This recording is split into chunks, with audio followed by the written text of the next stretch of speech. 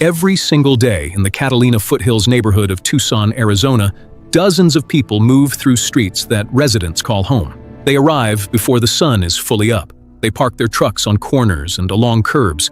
They carry equipment through side gates and work in backyards where no one can see them from the street. They trim hedges along property lines. They service pools. They patch roofs.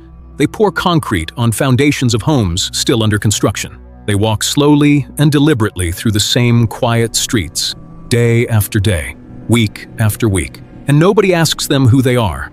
Nobody checks their credentials. Nobody questions why they are there. Nobody tracks which house they have been standing in front of for the last 45 minutes. Nobody remembers their faces after they leave. In a wealthy residential enclave like the Catalina Foothills, workers are everywhere, and for all practical purposes, they are completely invisible. But here is the other side of that invisibility. Workers see everything. They see which house has cameras and where those cameras point. They see which driveway is empty every morning and which car is always home. They see when the dog gets walked and at what time. They notice when a routine changes, when the usual car is missing for a week, when a new person starts showing up. They hear conversations through open windows while trimming hedges outside. They observe, without even deciding to observe, the patterns and rhythms of every property they visit. In a neighborhood like the Catalina Foothills, a worker who has been present for weeks or months knows the texture of daily life on those streets in a way that no outsider watching from a distance could replicate. They know it not because they have been gathering intelligence. For the vast majority, that knowledge is simply the byproduct of doing their jobs. But the knowledge is real. It is detailed, and in the wrong hands, it is actionable. That invisibility is now sitting at the center of a specific and active investigative thread in the disappearance of Nancy Guthrie. Not the most visible thread, not the one generating daily headlines, but the one that may explain the question that has quietly underpinned this entire investigation from the beginning. How did whoever took Nancy Guthrie come to know enough about her life to plan this crime? Before we break down the worker theory in full, the gardener who came forward publicly, the FBI's verified canvas of contractors, the behavioral analysis from named former FBI agents, and what ambient surveillance means as a forensic concept. Make sure to subscribe and hit the notification bell right now. Here at the investigation room, we do not move on when cases go quiet. We do not stop covering the evidence when the national media cycle shifts to another story.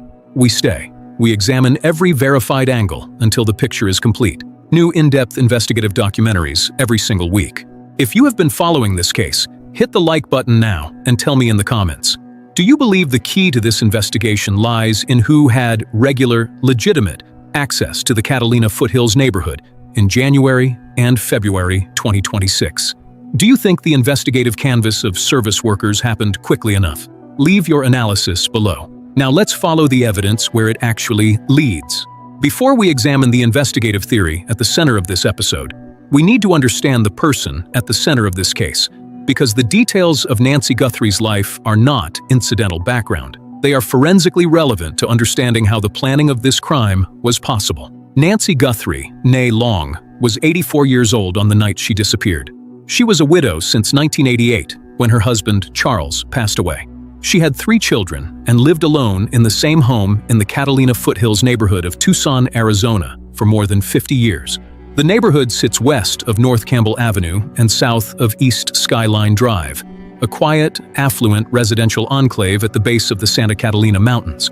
She was, by all accounts from everyone who knew her, cognitively sharp and fully present. Pima County Sheriff Chris Nanos described her publicly as sharp as a tack. She had no cognitive impairment. She was not a wanderer. She knew exactly where she was and who she was. Physically, Nancy had significant limitations. At 84, she could not walk 50 yards unassisted.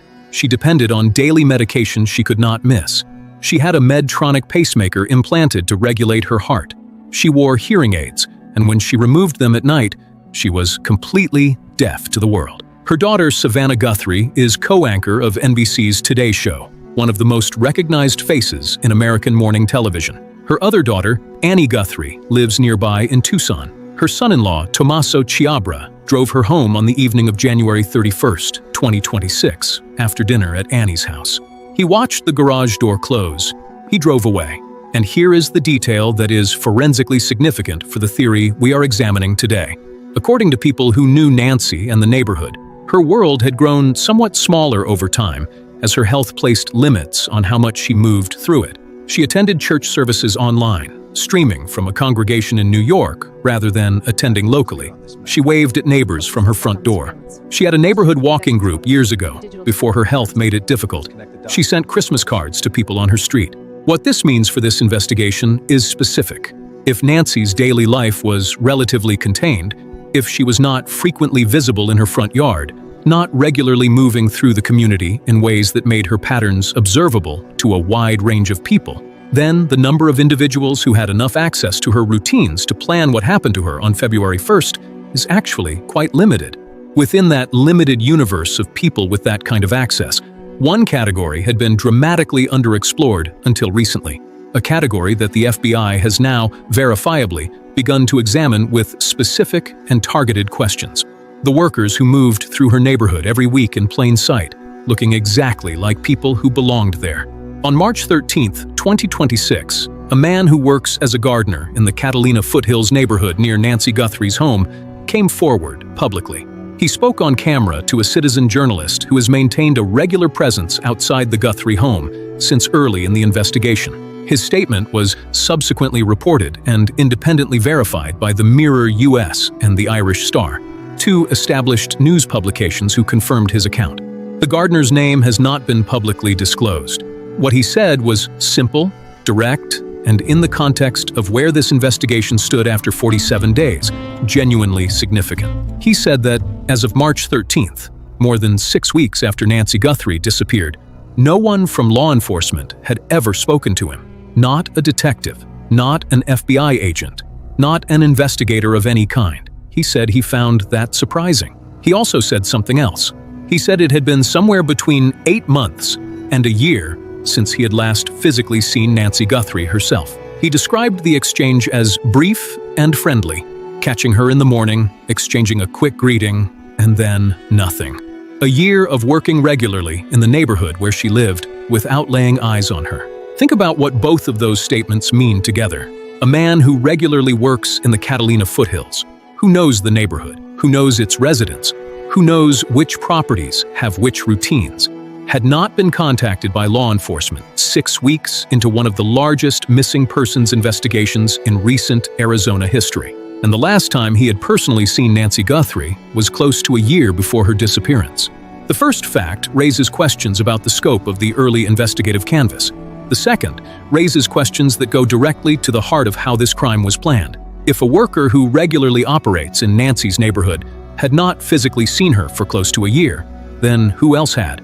Was there a window of time before February 1st when Nancy's routine became newly visible, when her patterns could be observed by someone paying deliberate attention? And who would have had the positioning to observe them? To be clear, this gardener has not been accused of anything. He came forward because he had not been contacted and felt he should say something. That is the action of a concerned citizen, not a guilty one. But his statement opened a window into a line of investigative inquiry that the FBI has since verifiably and actively begun to pursue. On March 18, 2026, News Nation's senior investigative reporter Brian Enton confirmed through sources that FBI agents had returned to Nancy Guthrie's neighborhood over the previous 24 hours, asking residents specific questions. Among those questions was a request for the names of all contractors and construction workers who had been working on any building projects in the Catalina Foothills area in the weeks surrounding Nancy's disappearance. Not general descriptions, not vague inquiries, specific full names of every individual who had been present on those construction sites. That is a targeted investigative request. The FBI does not ask for comprehensive personnel lists from active construction projects without a specific reason to believe that the people on those lists might have relevant information. This development was confirmed not through anonymous sourcing alone, but through Enton's direct reporting. He is a senior correspondent who has spent more than 42 consecutive days on the ground in Tucson covering this investigation. His sourcing on this specific detail was corroborated by multiple neighbors who confirmed the FBI's questions to them independently. What this investigative action tells us is important. It tells us that approximately 6 weeks into the investigation, the FBI identified a gap in their early canvass and returned to address it.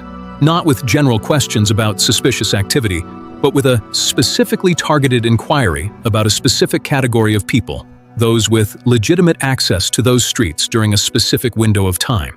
That is a significant pivot, and it aligns precisely with the theory that two named, credentialed former FBI agents have been articulating publicly for weeks. To understand why the worker theory is being taken seriously by experienced investigators and forensic analysts, you first have to understand a concept that criminologists call ambient surveillance. Ambient surveillance is not reconnaissance in the traditional sense. It does not require planning. It does not require criminal intent. It does not require any equipment. It simply requires repeated physical presence in a space, combined with the normal human capacity to observe one's environment. A landscaping crew that services a property 2 houses down from Nancy Guthrie's home arrives at 7:30 a.m. on a Tuesday. They work for 4 hours. During those 4 hours, one member of the crew has a direct, unobstructed view of the street. He sees Nancy's car parked in the driveway. He sees the garage door open at 9:15 a.m. and close 10 minutes later.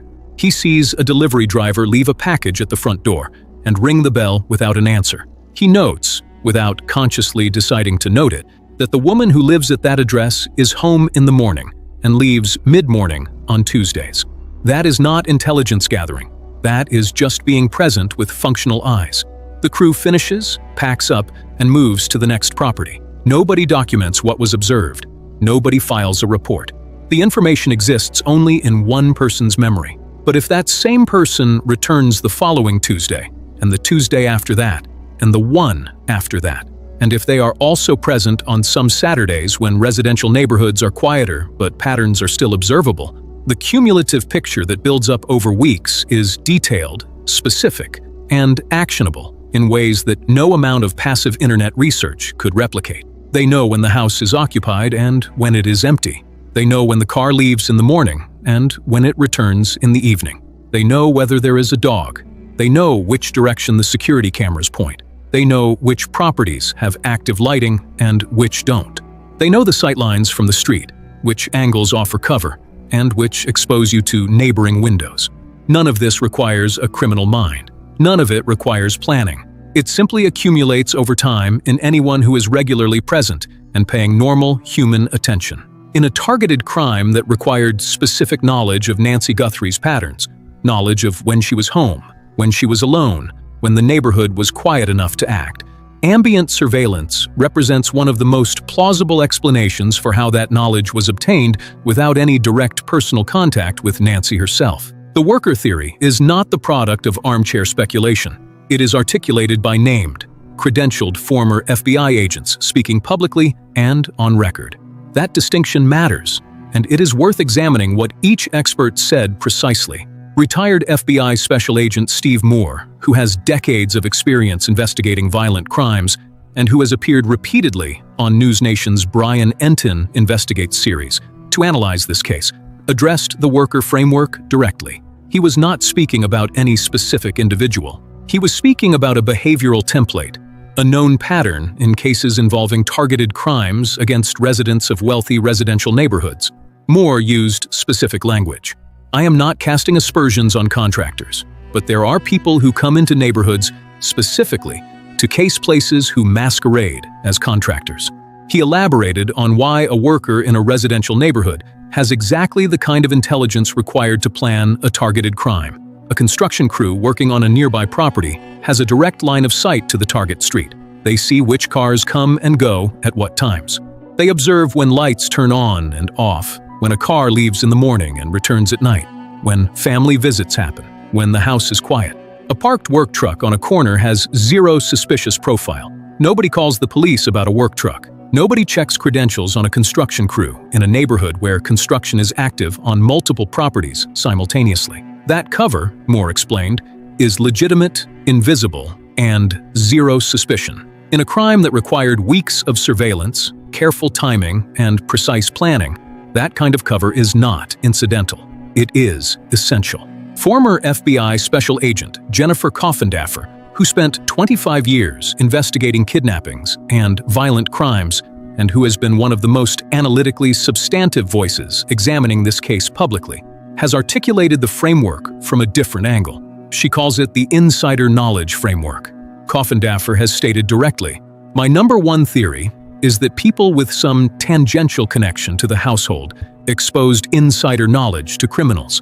The word tangential is precise and deliberate, not intimate, not a family member, not a close friend. Someone whose connection to Nancy Guthrie or to her property was legitimate and ordinary. A person who had a reason to be there, who either used their own access directly or passed what they learned to someone else." The worker theory fits Coffindaffer's framework exactly. A landscaper who maintains properties in the Catalina Foothills does not need a personal relationship with Nancy to accumulate detailed knowledge of her routines. They need only to be present regularly over time with their eyes open.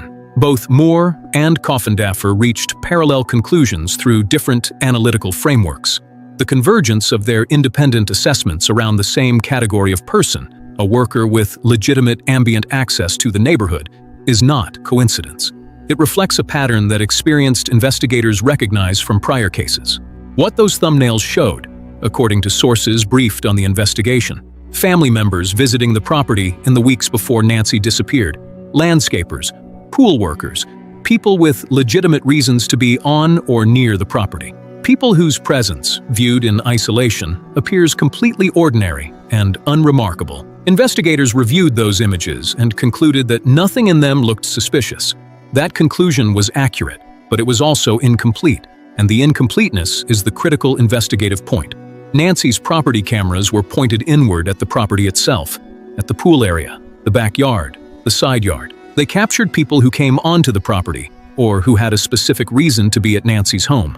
What they did not capture, what they physically could not capture, was the street outside, the neighboring properties, the construction site 3 lots away. The work truck parked on the corner for 2 hours on a Saturday afternoon. A worker sitting in a vehicle with a clear line of sight to Nancy's front door, watching who comes and goes, without ever setting foot on her property. In criminology, this is sometimes called the surveillance radius problem. In a neighborhood as spacious and spread out as the Catalina Foothills, where lots are large and properties are set back from the road, the area that falls outside any given camera's field of view is substantial. Someone who spent weeks observing Nancy from an adjacent property, from a work site 1 street over, from a parked truck with a view of her driveway, would not appear in those thumbnail images. None of that observation would be captured. None of it would show up in the footage the FBI reviewed. When sources said nothing in the footage looks suspicious, that statement was accurate as far as it went. The footage showed nothing suspicious because the surveillance, if it happened, did not happen where the cameras were looking. That is precisely why the FBI's decision to return to the neighborhood and request the names of every construction worker active in the area in January and February 2026 is such a significant investigative step. It is the FBI acknowledging that Nancy's own property cameras, thorough as they are, have limits, and that the answer to how someone learned enough about her routine to plan this crime may exist outside the frame of those cameras, in the activity of workers who were present in the neighborhood but never on the property itself. The 3 dates that have emerged as specifically significant in this investigation are January 11th, January 24th, and February the 1st, 2026. Every one of those dates falls on a Saturday or into a Saturday evening window. Fox News digital reporter Michael Ruiz, citing 2 law enforcement sources, confirmed that January 11th is the date when a photograph of the suspect was taken at Nancy Guthrie's home, not the February 1st image of him fully equipped with backpack, holster, and weapon. A different image, an earlier one. The image in which he appears at her door 3 weeks before the night he came back to take her, without equipment, without a weapon, there to look, there to confirm. Brian Enton subsequently confirmed, through a neighbor who spoke with FBI agents during their canvassing, that January 24th has also emerged as a date of specific investigative interest, the Saturday that falls exactly 1 week before Nancy disappeared. Investigators were asking neighbors whether their cameras had captured anything from that specific date: January 11th, January 24th, February 1st, 3 consecutive Saturday window observations. The pattern is so consistent that multiple analysts have noted it explicitly. This person, or these people, were present on 3 consecutive weekend evenings in January and early February, studying the patterns of a specific property and its resident. And here is the detail that connects directly to the worker theory. Saturday is a day off for most formal construction crews working permitted weekday projects, but for independent workers, informal landscapers, day laborers, and solo contractors who work whatever days they can secure, Saturday is a regular workday. The Catalina Foothills in January has warm weather, dry streets, and no weather-related delays. Landscaping and outdoor work continues on weekends without interruption. A worker in that neighborhood on a Saturday is not unusual, not remarkable, not someone who attracts a second glance, and someone who had already established a visible presence on weekdays, whose truck and whose face had become a familiar part of the visual landscape of those streets, would be even less remarkable on a weekend, because they already belonged there, because they were already invisible, in exactly the way that someone gathering intelligence on a target needs to be invisible. Steve Moore articulated this specific dynamic precisely. Someone who fits the visual landscape of a neighborhood, whose presence day after day does not raise a single red flag. In the Catalina Foothills in January 2026, that description fits a category of people the FBI is now pursuing with specific targeted questions for the first time. There is one more piece of verified evidence from the property camera review that deserves careful attention. A detail that was reported using a word chosen with deliberate precision. The cameras around Nancy's property, the motion-activated systems that had been recording activity reliably for weeks, captured absolutely nothing on the night Nancy was taken. Not one motion-triggered image, not a single frame. On the night of February the 1st, 2026, the cameras that had been logging landscapers, pool workers, and family members for weeks went completely dark. A source familiar with the investigation described the silence as odd, not explained, not accounted for, just odd. Because those cameras worked before that night, they worked after it. But on the single night that mattered most, the night Nancy disappeared, they registered nothing. That fact connects to another verified element of the investigation that Pima County Sheriff Chris Nanos has confirmed. On the night of February the 1st, in the same window when Nancy's pacemaker disconnected and her cameras went dark, multiple neighbors in the immediate area reported that their internet service went out. Their Ring cameras and smart home systems malfunctioned in the same window. The Pima County Sheriff's Department confirmed it was investigating a damaged utility box found around the corner from Nancy's home as part of the investigation. This has led investigators to examine the possibility that a signal jamming device may have been used on the night of the abduction. A device designed to disrupt wireless communications across a defined radius, effectively blinding internet-connected security cameras in the area without physically touching them. The jammer theory has not been confirmed. It remains a working hypothesis under active investigation. But if a device was used to disrupt wireless connectivity across a defined radius on the night of the abduction, then whoever planned this crime understood how wireless security systems work. They understood that most modern security cameras depend on internet connectivity to record and store footage. They understood that disrupting that connectivity in the right window could create a surveillance blackout without triggering any visible alarm. Workers who regularly service residential properties in wealthy neighborhoods develop a detailed working understanding of how those properties are secured, not because they are planning crimes. For the vast majority of workers, that knowledge is entirely incidental, part of understanding the environment they work in day after day.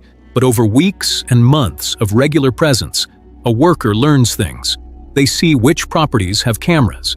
They notice when systems get upgraded. They understand the security landscape of the neighborhood in a way that no outsider who drove by once could replicate. One of the most analytically important contributions to this investigation came from former FBI hostage negotiator Chip Massey, who analyzed the doorbell camera footage in detail and drew specific conclusions about the suspect's professional profile. Massey identified several tactical failures visible in the footage.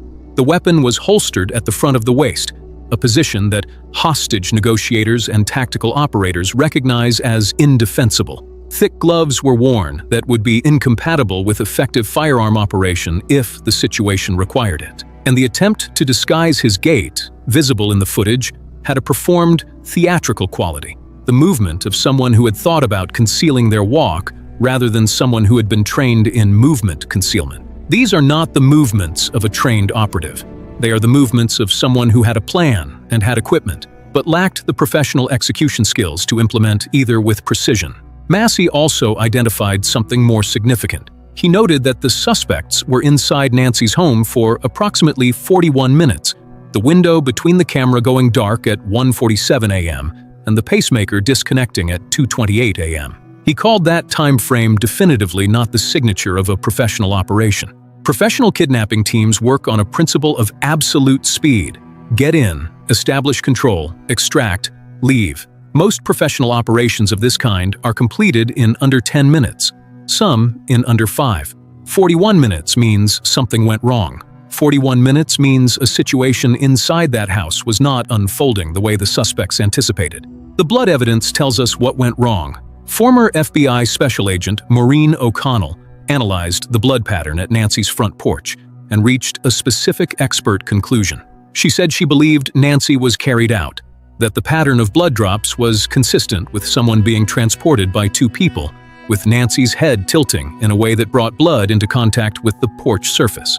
The fact that there was blood at all, that the suspects left visible physical evidence of a confrontation on the front porch, indicates they were not prepared for what happened inside. They came with a plan. That plan did not account for an 84-year-old woman who fought back hard enough to bleed, hard enough to delay the operation by more than half an hour.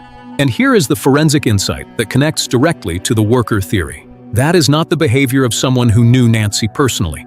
That is not the behavior of someone who had any kind of close relationship with her, who would have had an accurate understanding of her physical resilience and her capacity to resist. That is the behavior of someone who knew her schedule, her property, and her security systems, but had never actually been in a room with her. Someone whose knowledge of Nancy's life came from watching, not from knowing, from observing her patterns at a distance, from ambient surveillance accumulated over weeks of legitimate presence nearby, rather than from any direct human relationship. The worker theory accommodates that specific gap perfectly. A person who observed Nancy's patterns from adjacent properties over months would know when she was home, what time her car left, when the neighborhood was quiet. They would not know that this particular 84-year-old woman, despite her pacemaker and her physical limitations, would fight back hard enough to draw blood and delay a planned operation by more than half an hour. The surveillance was thorough enough to plan the crime.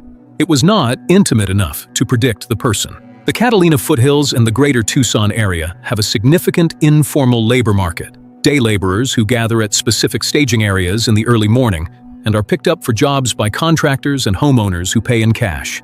Independent landscapers and gardeners who work on informal arrangements without employment records.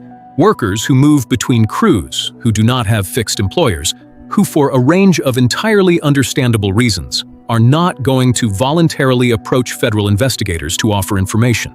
This is not a statement about criminality. The vast majority of these workers are simply people trying to earn their living through honest labor in a city where outdoor work is plentiful year-round. But from a purely investigative standpoint, the existence of a significant informal labor pool in this area creates a real challenge for a canvass that depends on formal methods, pulling employment records, contacting licensed contractors, running background checks through established channels. Those methods surface the documented workforce. They do not reach the worker who was paid in cash last Tuesday by a homeowner who needed a hedge trimmed. They do not reach the day laborer who was picked up at 6 a.m. from a staging area and worked 2 streets from Nancy's house all day, and then went home without any record of his presence existing anywhere. In the weeks before Nancy disappeared, in January and early February, in Tucson's mild winter, the volume of outdoor workers active in the Catalina Foothills was not reduced by weather. Workers were everywhere. Eyes were everywhere. And if one of those eyes saw something, a vehicle, a pattern, a moment of activity that seemed odd in retrospect, that person may not have come forward, not because they are hiding something, but because they have no idea that what they saw matters, and no reliable way to reach the investigators who need to hear it. That is why the family's public appeal to the Tucson community carries such specific weight. In a statement to local Tucson station KVOA, Nancy's family said, It's possible a member of this community has information that they do not even realize is significant. We hope people search their memories, especially around the key timelines of January 31st and the early morning hours of February 1st, as well as the late evening of January 11th. No detail is too small. It may be the key. That appeal needs to reach not just the residents of the Catalina Foothills, but the workers who move through it, the gardeners, the construction crews, the pool technicians, the delivery drivers, the people who are present in that neighborhood without necessarily being connected to the formal community that sees Instagram appeals or reads national news coverage. Return for a moment to the 3 specific dates, January 11th, January 24th, and February 1st, and think about them not as surveillance visits, but as calendar entries in someone's regular schedule. A landscaper who services properties in the Catalina Foothills on a recurring basis would have a regular weekend schedule in January. Warm weather, dry conditions, residential clients expecting their yards maintained before the spring growing season. Saturday work in January in Tucson is not unusual. It is a normal part of an outdoor worker's calendar. A worker who was on a regular Saturday schedule in the Catalina Foothills in January 2026 would have been present in that neighborhood on January 11th as a matter of routine. They would have been present on January 24th as a matter of routine. And they would have been present, or easily able to be present, in the vicinity on January 31st. The FBI asked neighbors for camera footage from January 11th and January 24th specifically. That means investigators identified something on those dates: a vehicle, a movement, a figure that connected both prior Saturdays to the events of February 1st. Something that appeared on 3 separate weekends in a pattern that could not be coincidence. What makes a person's presence on 3 consecutive Saturdays in a residential neighborhood look completely unremarkable, completely routine, completely invisible? Being someone who is legitimately there every Saturday. Being a regular part of the visual landscape. Being, in the words of Steve Moore, someone who fits the environment so completely that no one questions why they are there. Several lines of inquiry remain verifiably open in this investigation as of March 22, 2026. The contractor canvass is active. The FBI is now asking for the names of every construction worker and contractor who was present in the Catalina Foothills neighborhood in January and early February 2026. That canvass, if comprehensive, would require cross-referencing employment records from permitted construction projects with individual names, then pursuing informal and cash-basis workers through community outreach rather than formal document requests. The scope of that second category, the informal workforce, is the challenge investigators face. The Uber footage from January 31st is under analysis. Nancy Guthrie called an Uber at 5:32 p.m. and was driven from her home to Annie's house for dinner. FBI agents obtained the in-vehicle footage from that ride and reviewed it. The driver was cleared. But the footage from inside the vehicle is only part of what matters. Who else was on Camino Real at 5:32 p.m.? On January 31st, when Nancy walked out her front door, who was watching from outside the frame of that Uber's interior camera? That footage has not been publicly released, and the question of what was on the street when Nancy left her home that afternoon remains open. The DNA evidence in Florida is still being processed. The samples recovered from inside Nancy's home are mixed, containing genetic material from multiple contributors, and technically demanding to analyze cleanly.